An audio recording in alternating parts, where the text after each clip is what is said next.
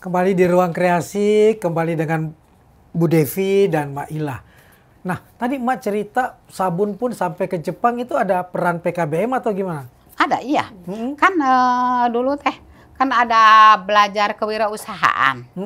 Nah, udah begitu ada tamu dari Pemkot menanam pohon di ekowisata ya. Di Nah, Cipageran, iya, ekowisata Cipageran. Udah gitu, emak dikenalin sama ketua Bapeda ya dari Pemkot. Katanya, Mak, gimana Mak di sini kan susunya berlimpah. Kalau mau bikin apa dari susu. Nah, udah gitu, oh iya, udah gitu Mak mikir kalau makanan mah keseringannya bangkrut buat ngurus anak-anak aja. Nah, ingin Mak berkelanjutan, udah aja Mak mikir mau bikin sabun susu aja, tapi nggak tahu dari Mak nggak tahu caranya, nggak tahu pabriknya. Coba-coba aja begitu. Nah, sama ada sarjana masuk desa ke sana ya. Ya, nah udah gitu sama itu langsung belajar. Ternyata tuh habis itu 2014 datang ya itu UMKM datang belajar bikin apa belajar. Di tempat di rumah produksi dan di PKBM. Iya. Nah, udah gitu Mak udah aja tetap aja mau bikin sabun aja. Ya itu banyak yang mau ngedampingin Mak dari berbagai pihak ya. Nah, seitunya yang paling itu dari Ekuitas. Nah, udah gitu mah tanya terus, udah bikin terus. Nggak tahu, belum punya merek tuh, mereknya apa? Nanya sama ini, Neng Epi ya. Neng apa ini namanya tuh? Udah aja KUM aja katanya. KUM itu apa? Kewirausahaan mandiri. Nah, itu KUM aja. Nah, udah gitu ya dikasih dari Ekuitas, maunya apa mereknya? Udah aja kata Mak, bawa aja merek daerah aja. Cipageran Gelis ini. Nah, teman yang dari Jepang itu? Ya. Yang dari Jepang yang bawa? Kalau yang dari Jepang? Kebetulan kan ke PKBM itu sering ada kunjungan. Sering ada yang studi banding juga. Salah satunya dari Jepang. Sempat ada beberapa universitas juga dari Tohoku University. Kemudian ada yang, kalau yang sering ke Emak itu ada mahasiswa Jepang yang orang Indonesia gitu, sering pulang pergi. Jadi awalnya kan kita mengenalkan ini produk-produk PKBM gitu kan. Selain sabun sebetulnya banyak yang lain, ada rajutan, ada hasil menjahit, ada aneka akrilik. Hanya dia tertarik sama sabun, dia bawa ternyata cocok gitu. Dan setiap dia ke Indonesia itu dia selalu dia bawa gitu, pesan ke Emak, bawa untuk dibawa pulang ke Jepang. Dan juga ya ternyata teman-temannya juga cocok dengan sabun yang diproduksi oleh Emak ini. Sama profesornya juga ya. Profesornya datang ke sini. Jadi udah kerja sama PKBM itu udah lintas negara ya?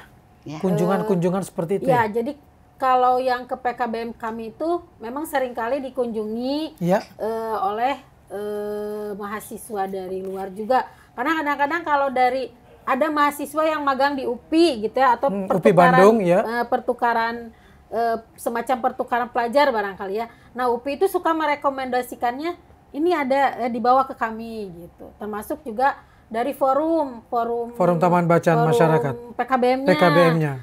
Yang ada Community Learning Center dari luar berkunjung ke Indonesia.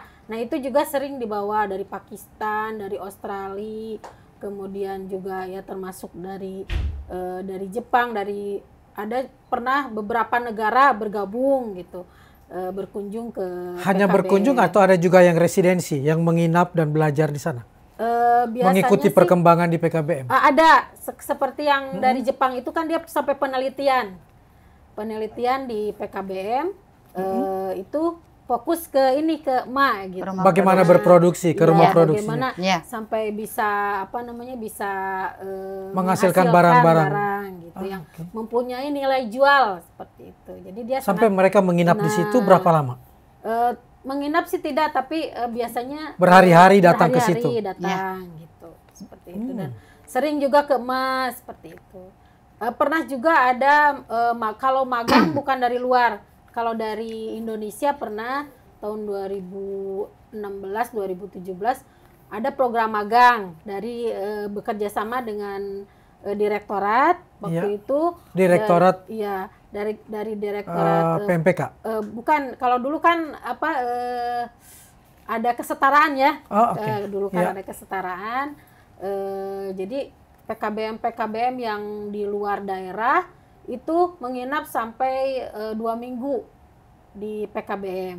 Menginap di PKBM. Belajar administrasi, kemudian keterampilan yang diajarkan di PKBM, sampai ternyata beliau-beliau ini di daerah menjadi asesor gitu. Ya itu program residensi itu ya, menginap itu. Belajar semua hal tentang PKBM, pengelolaan PKBM. Dari Dinas Sosial juga pernah. Jadi anak-anak yang berkebutuhan khusus itu dimagangkan juga di PKBM gitu. Boleh seperti itu karena Bu Devi buka kesempatan untuk itu, untuk kerja sama seperti itu. Kalau seumpamanya ada yang memang membutuhkan, kita bisa bermanfaat, kenapa tidak? Kenapa tidak? Ini kata kuncinya nih, kalau kita bisa bermanfaat, kenapa tidak? Ya, betul. Nah, rencana program-program ke depan lagi mau bikin apa lagi atau apa perkembangan yang paling terasa setelah berdiri tahun 2002 dan bertahan sampai sekarang, insya Allah sampai seterusnya? Ya. 22 tahun loh. Alhamdulillah berkat ya mungkin doa-doa juga dari alumni dan dukungan dari berbagai pihak ya. Kami dari dulu yang awalnya PKBM itu hanya memanfaatkan lokasi yang tadinya itu bekas kandang ayam gitu ya. Oh, tadinya awalnya 2002 pernah. Itu? Dari 2005 kita pindah lokasi karena satu dan lain hal. Kita memanfaatkan bekas kandang ayam, kita jadikan ruang belajar, ruang kelas, dan sekarang kita sudah punya gedung 3 lantai untuk meskipun konsepnya rumah seperti itu, tapi rumah tumbuh gitu. Iya, tapi sekarang gedung 3 lantai ya. Bisa dimanfaatkan untuk belajar masyarakat yang membutuhkan layanan pendidikan terutama yaitu tadi pendidikan masyarakat dan juga kesetaraan. Kita juga sudah punya lab komputer sendiri. Ada lab komputer di situ. Dan tahun 2 tahun yang lalu saya sudah bisa membangun juga gedung PAUD yang terpisah dengan gedung PKBM gitu. Meskipun ya tidak megah tapi alhamdulillah gitu. Ada PAUD-nya sekarang, sudah terpisah juga, sudah mandiri. Ada PKBM, pendidikan keaksaraan dan kesetaraan. Kalau untuk keaksaraan sendiri karena kan memang kita terbentuk oleh kebijakan ya, karena kadang-kadang kan kabupaten kota sudah mendeklarasikan tuntas buta aksara. Jadi untuk sekarang ini kita lebih ke pemberdayaan masyarakatnya gitu, keterampilan. Iya. Dan hampir semuanya gratis.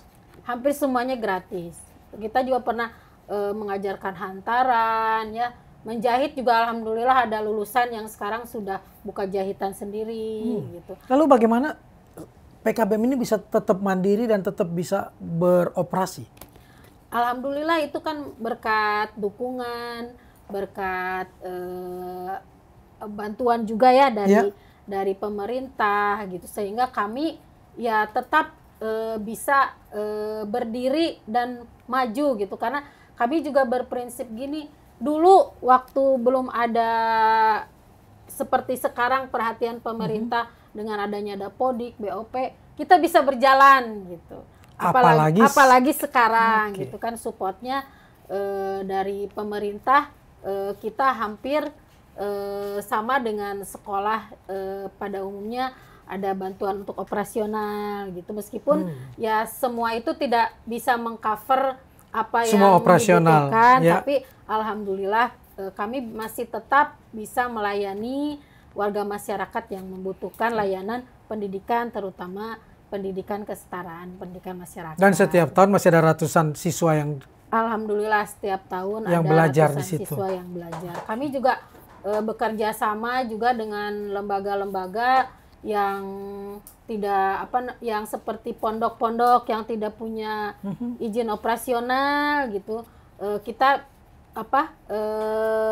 melaksanakan kerjasama di mana belajar bisa di pondok, sesekali kami tutornya yang datang ke sana seperti seperti itu. Karena jadi melakukan tutorial ke berbagai tempat juga, ya, ke pondok pesantren. Untuk pesantren yang tidak punya izin operasional, tidak punya NPSN, kita juga ikut membantu supaya mereka itu nantinya bisa melanjutkan pendidikannya gitu. Karena kasihan kan sekolah belajar di pondok tapi tidak punya ijazah, itu kan banyak sekali yang berkendala begitu, seperti itu. Tapi datanglah PKBM, Cipageran seperti ini itu.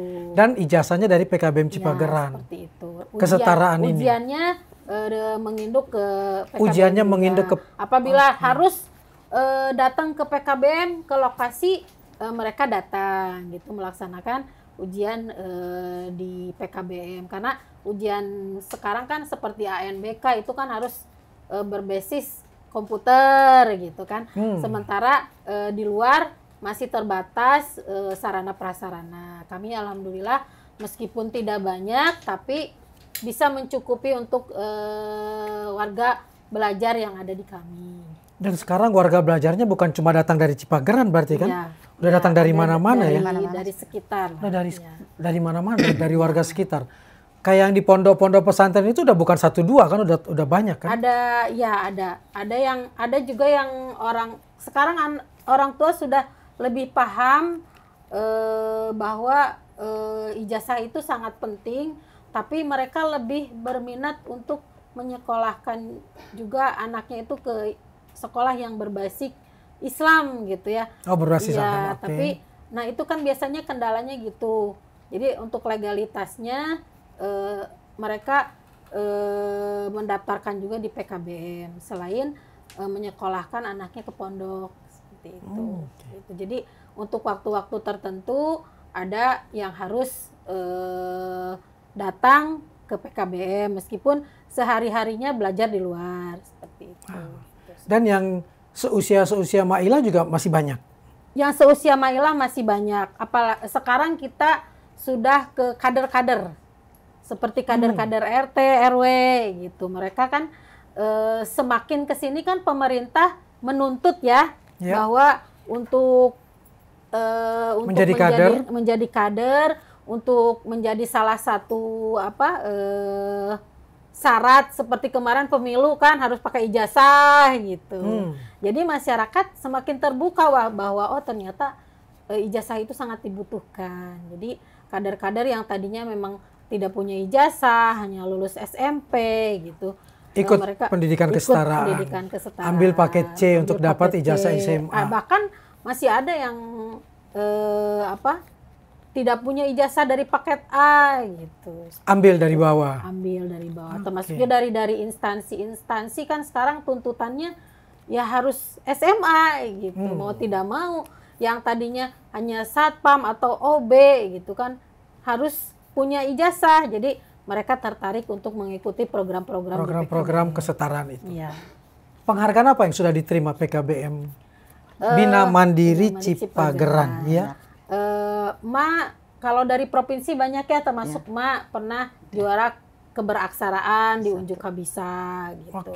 Saya sendiri pernah juga mendapatkan reward dari Kemendikbud tahun 2013 untuk ikut program study exchange ke Thailand. Oh, udah sempat pertukaran. Study exchange-nya ke Thailand, alhamdulillah. Kemudian juga pernah juga mengikuti pengelola tingkat nasional juga. Ya, kita kalau untuk Jawa Barat sudah pernah juara pengelola pertama, kemudian juga tutor keaksaraannya juga pernah juga prestasinya juara pertama seperti itu. Alhamdulillah. Ya, alhamdulillah. Banyak prestasi-prestasi baik itu ya dari warga individu, dari warga belajarnya maupun lembaganya. Ya, termasuk baru-baru ini kita juga dipercaya ini untuk mendukung program yang lombanya itu basicnya PKK.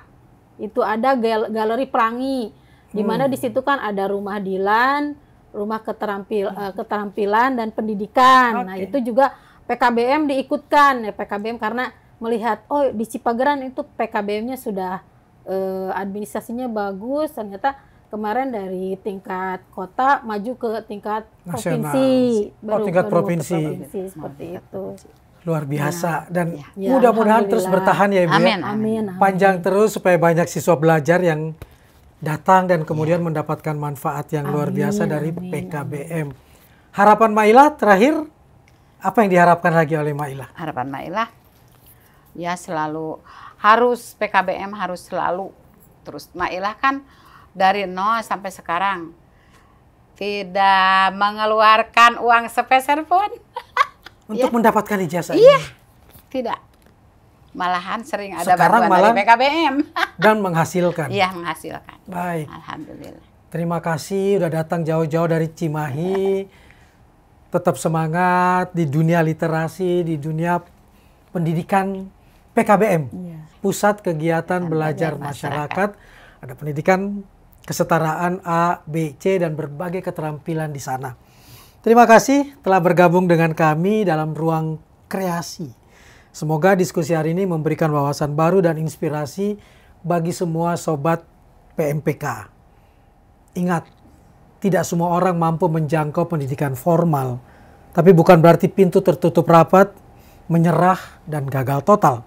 Sejumlah manusia merdeka hadir untuk memerdekakan sesamanya, untuk memberdayakan sesamanya. Jangan lupa untuk tetap mengikuti episode-episode berikutnya. Dan saksikan podcast ini di channel YouTube Direktorat PMPK. Jangan lupa di-subscribe. Sampai jumpa di episode-episode berikutnya di Ruang Kreasi.